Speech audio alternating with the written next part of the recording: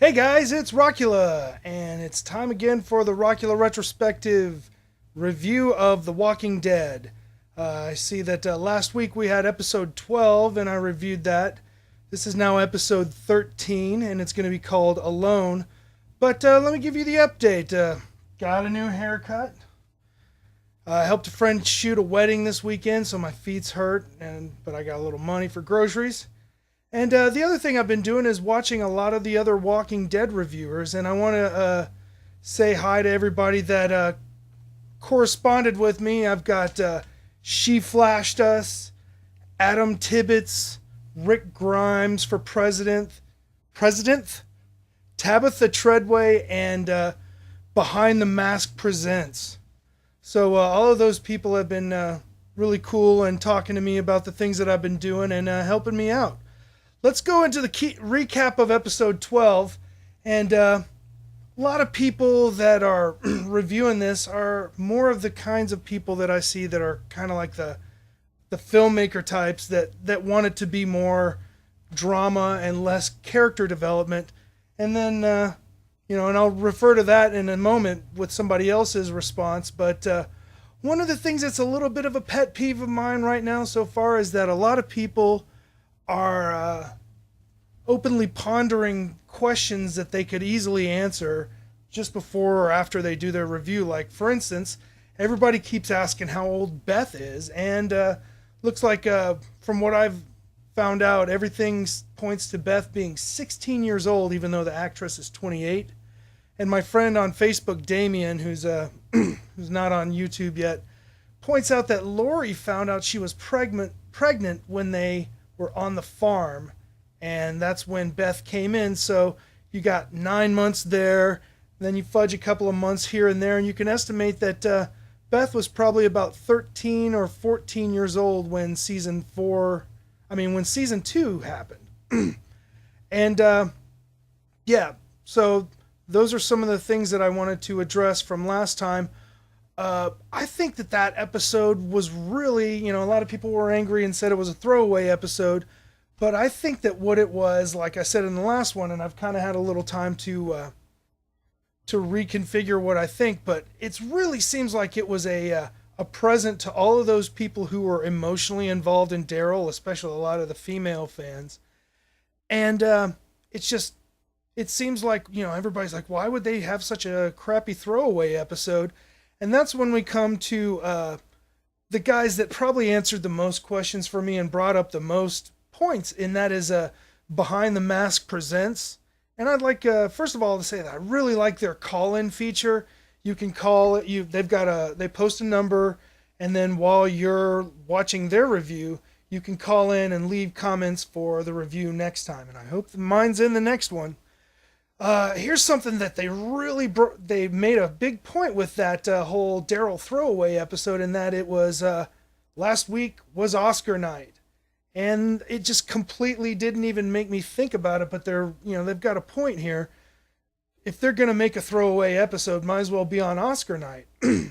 And they're also right that they could have split this episode between somebody else and made it maybe a half and half show where somebody else was developing their character as well. And some other people brought up that if they were gonna do a Daryl resolves his issues episode, that maybe they should have hyped it a little bit more. But I see the point about why it was kind of a throwaway episode. Now here's the other thing they brought up, and it's once again a common sense moment from last week. I want to do another common sense moment, and that is, how do the girls have no hair under their arms? Why do they all have bare armpits? Would you take the time to shave your armpits and, after the walkers take over? I don't know. And, of course, everybody thought that the very end of episode 12 was a bit ridiculous with the flipping off and stuff. And I gotta admit, it did really look like an Aerosmith video from the 90s.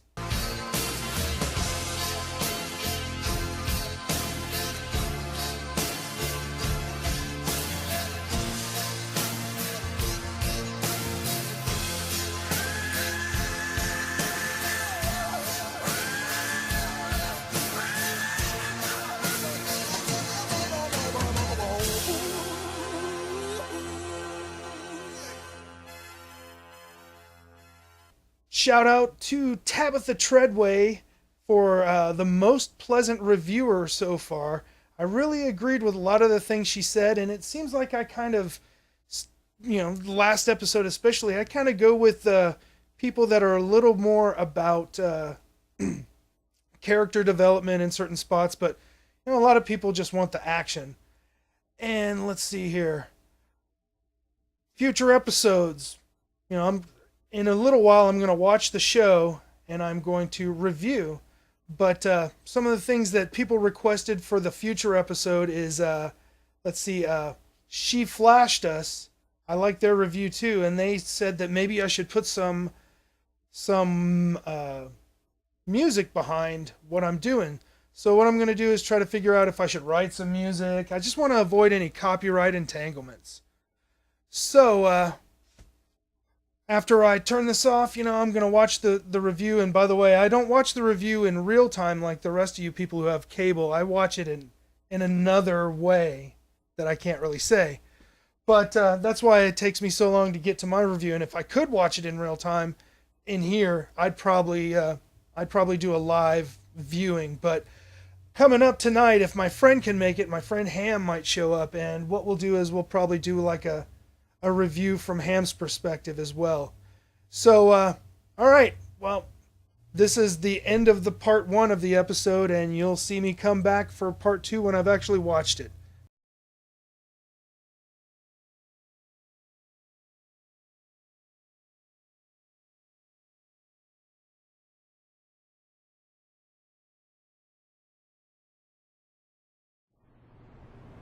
So we're back, and Ham didn't show up. But I got to watch this episode a little bit earlier than I did last week, so let's hope that I get to bed before 10 a.m. this morning. Alright, so we come right into the episode, and I was a little bit confused for a second. I was like, what time are we in here? Did I watch the wrong episode? But then I see that it's an origin story, I guess you could call it, about Bob, and when Daryl and Glenn first discover Bob, and they ask him the 5 questions. 3 questions. 3 questions. So the Beth Daryl thing, I thought it got a little too syrupy. Last week everybody was complaining about how, they didn't like the Beth and Daryl situation, but this week it was just too syrupy for my tastes. Then they finally. They get through the first part of the episode, and then they come up on this mortuary, and they find this cabinet full of food. And I thought that was, that's weird. A cabinet full of food, and there's no dust on it. But we do have quote of the night from Daryl, and that is, peanut butter and jelly, diet soda and pig's feet. That's a white trash brunch right there. And, yeah, so they notice that there's, the house is perfect, and right away that should have piqued somebody's, spidey sense that something was a little too good to be true.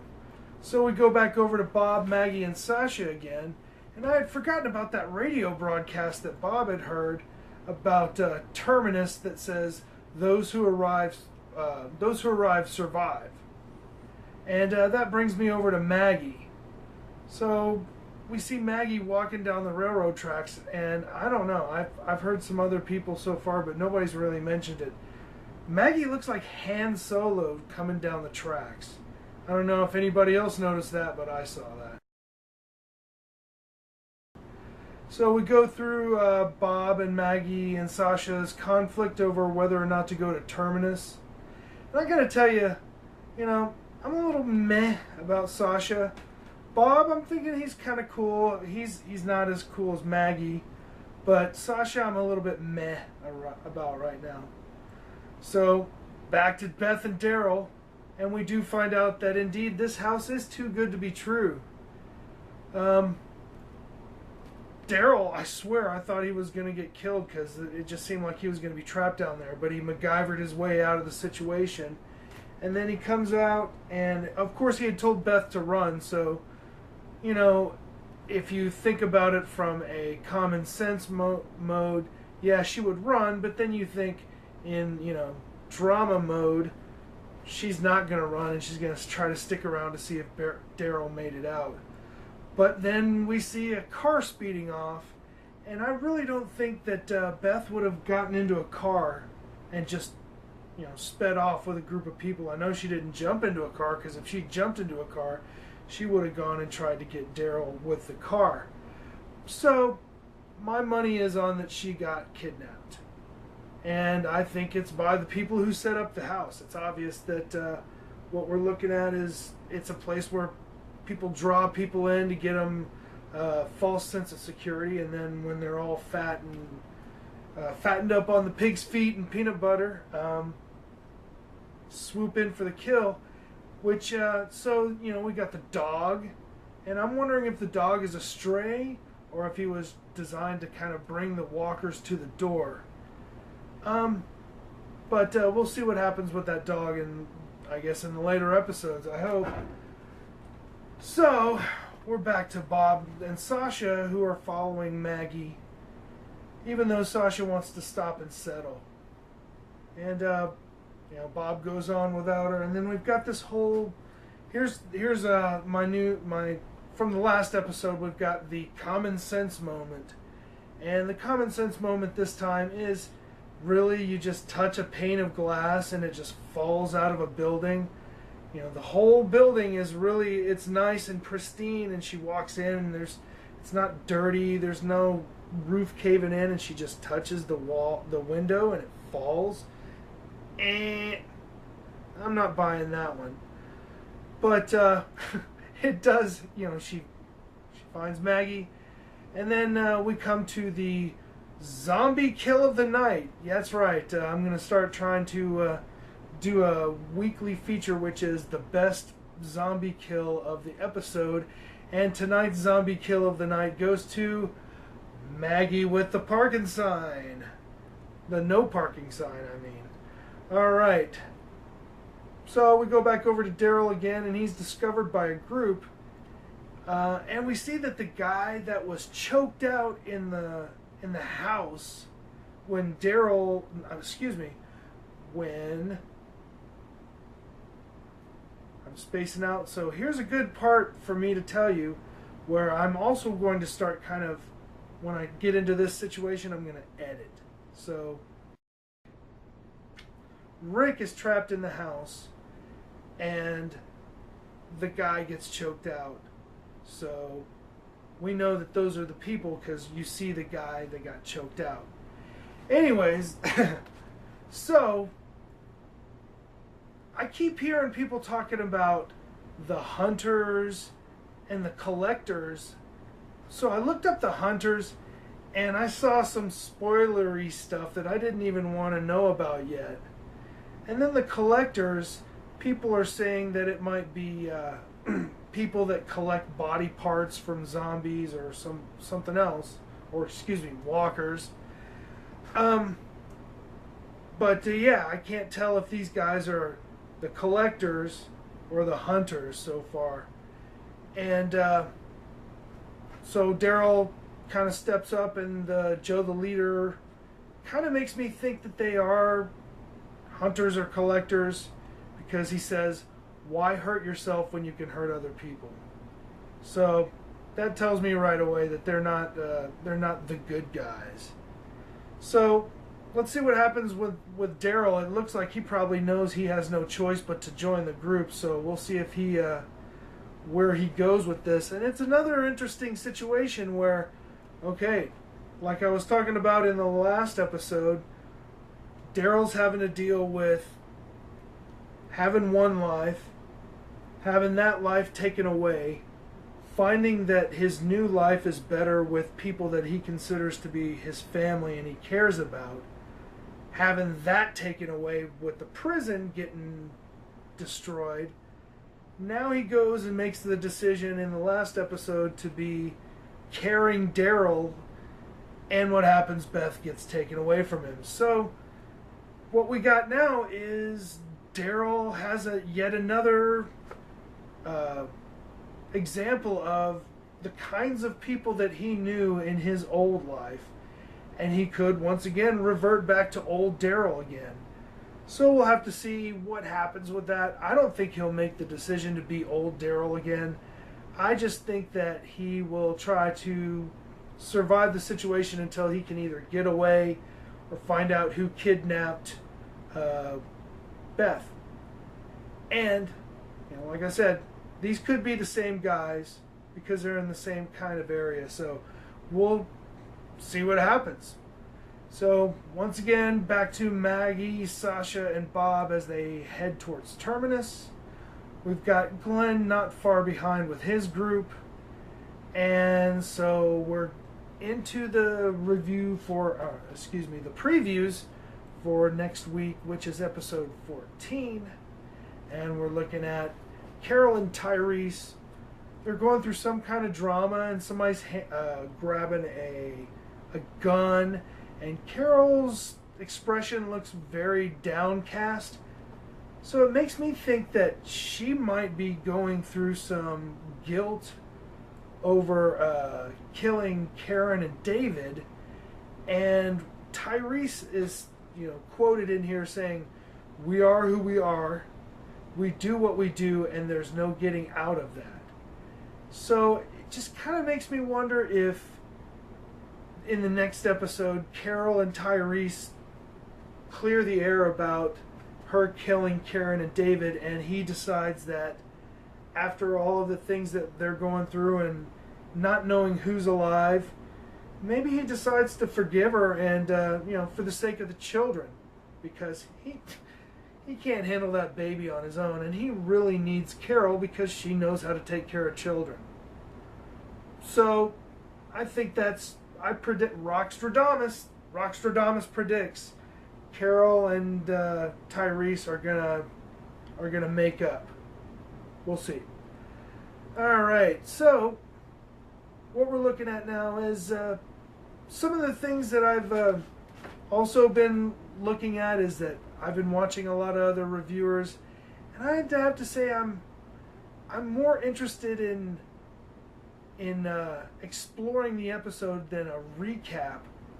I'd rather examine the situations and motivations of the characters than just rehash the episode that you just watched. I mean, you wouldn't be watching this review right now if you didn't watch the TV show just now. So I think it's safe to say you already know what's going on and you don't need me telling you what's going on. And lastly, I'm thinking of having an interim review in the middle of the week to kind of re-review the reviewers like I did in the first part of this episode. So you guys let me know if you would prefer 2 short reviews or 1 long review. And as usual, I very much like it if you guys like the video and subscribe to my channel, to Rockula Retrospective. And please leave your comments and let me know what you think about the theories I've advanced for tonight. All right, well, we'll see you next week for episode 14 for sure, and that's going to be called The Grove. I'm Rockula, and this is Rockula Retrospective.